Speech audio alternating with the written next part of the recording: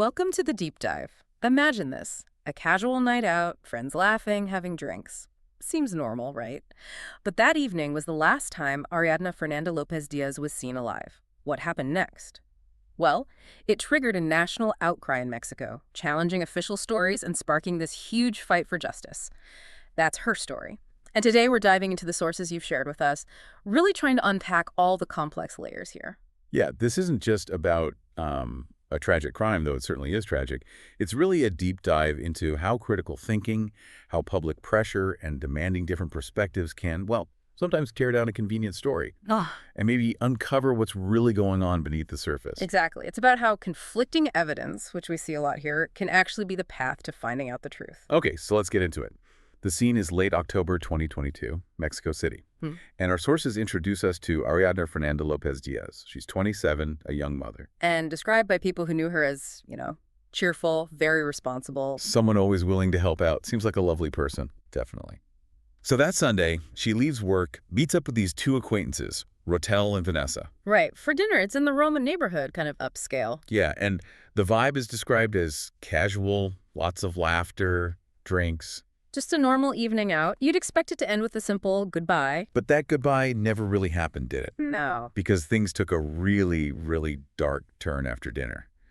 The group, they moved to Rotel's apartment. It's in the Condesa area. And this is crucial, isn't it? Because security cameras. Exactly. Building security footage confirms Ariadna entered that apartment with them. Okay, and then comes this absolutely chilling discovery. It's on the same camera. Hours later. Around 10:30 the next morning. The footage, it shows Rotel. He's masked, and he's visibly struggling to get down the elevator. He's carrying, well, it looks like Ariadna's body. Lifeless. Wrapped in a blanket. Moving her towards a car. It's horrifying. Immediately flags something is terribly wrong. And later that same day, her body is found. Not in the city, though. No, by cyclists. On the side of a highway, the La Paracuatla Highway, actually in the next state over, Morelos. Wow. She was partially undressed, abandoned. They identified her how? She had these distinct tattoos, a sunflower and a dinosaur. They were visible, but no ID on her, no phone, just left there. God, you can only try to imagine the shock for her family, her friends. Utter confusion. The sources say her mother just collapsed. Friends were stunned. How does a fun dinner end like this? Yeah. It's incomprehensible. And then, what happened next, it just added layers of, frankly, outrage and mystery. The authorities in Morelos, where she was found, they took charge initially. Right. And their state forensic team, they did the first official autopsy. And this is where the first version of the truth comes out. And it immediately set off alarm bells for people close to the case. What did they say happened? The Morelos autopsy claimed Ariadna died from bronchoaspiration. Meaning she choked. Essentially, yeah. Choking on vomit due to, they claimed, excessive alcohol consumption. They reported her blood alcohol level was nearly 6 times the legal limit. Yeah. And crucially, they said no signs of physical violence. So an accidental death, that was their finding. Exactly.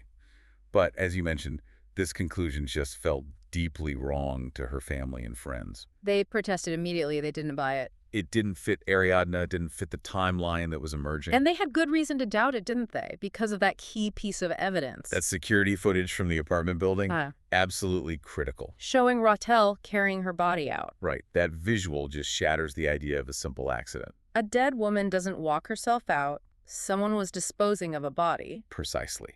It points towards a cover-up, not just an unfortunate event. So, thankfully, this didn't end there. The Mexico City government, they launched their own investigation. Yes, and conducted a second autopsy, this time using experts from the capital city. A fresh set of eyes. And the finding. Dramatically different. Startlingly so. How did? The second autopsy found clear signs of blunt force trauma.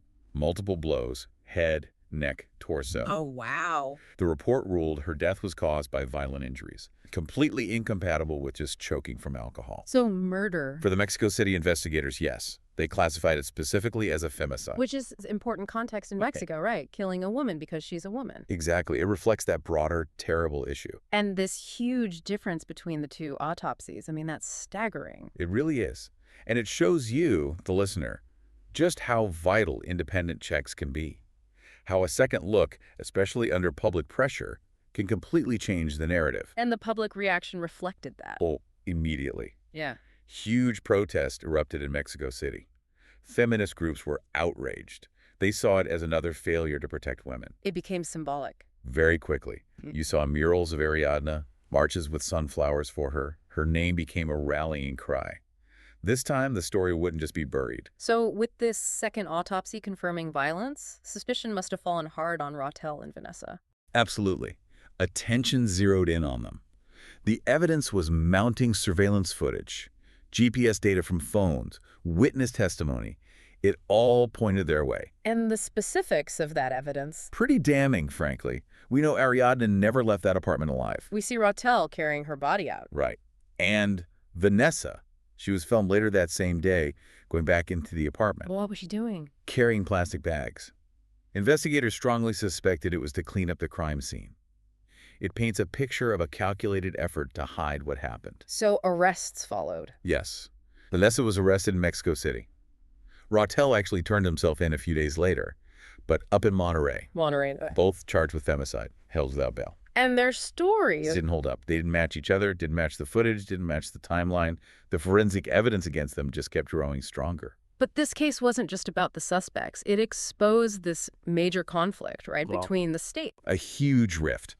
That direct contradiction between the Morelos autopsy, accidental death, and the Mexico City autopsy, violent femicide, it created an impossible situation. It's more than just a disagreement between medical examiners. Much more. It led to intense public questioning, specifically aimed at the Morelos prosecutor. Accusations that they tried to cover it up. Strong accusations that they intentionally tried to obscure a crime.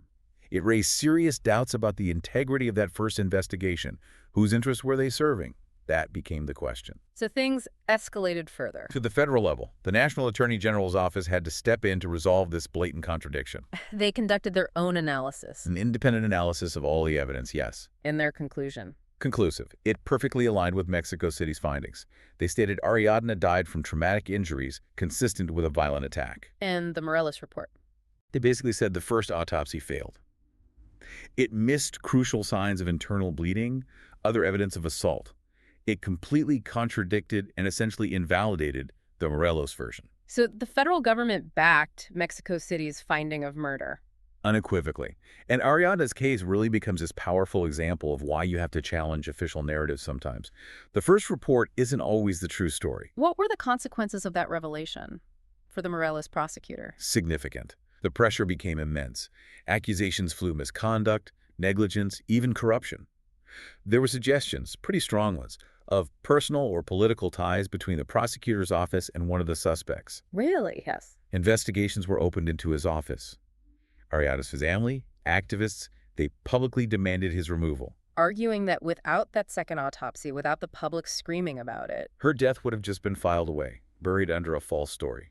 It truly underscores the power of public scrutiny. absolutely. And if we zoom out, connect this to the bigger picture, for Ariadna's story, it really became more than just one tragic case, didn't it? Oh, definitely. It became this potent symbol of a much broader crisis in Mexico. Which is? The systemic failure of the justice system to protect women, the sometimes chilling indifference from officials, and this dangerous tendency to blame victims. And Mexico's femicide rate, it's notoriously high. Among the highest globally, sadly. Yeah. Women disappear, bodies are found, and Whoa. too often it ends in silence. Cases go cold, families get no answers. But Ariadna's case somehow was different. Her story was almost erased, almost rewritten by negligence. But it wasn't. It wasn't. Her face was everywhere on social media, her name chanted in protests, her death forced debates in government, triggered high-level investigations. She became a catalyst. A true catalyst for change, yeah, forcing people to confront these systemic issues. Those sunflowers you mentioned, they became such a powerful symbol of that resistance. Where does the case stand now as of mid-2025? Both suspects, Rautel and Vanessa, they remain in custody awaiting trial. And the investigation into the Morelos officials. That federal investigation into potential misconduct is ongoing. And of course, Ariadna's family, especially her child, they're still dealing with the immense grief and trauma. Ariadna Lopez wasn't just another statistic. Absolutely not. She was a mother, a daughter, a friend. And through her case, because her family and the public refused to accept the initial story, she became this incredibly powerful symbol. A symbol of resistance. Resistance against a system that too often just looks the other way. So, we've journeyed through this case today, and it really throws into sharp relief the importance of conflicting evidence, doesn't it? And the incredible power of public action. It's a stark reminder that the truth, even when it's deeply inconvenient for some, often has a way of fighting its way to the surface. And maybe this leaves you, the listener, with a question to think about.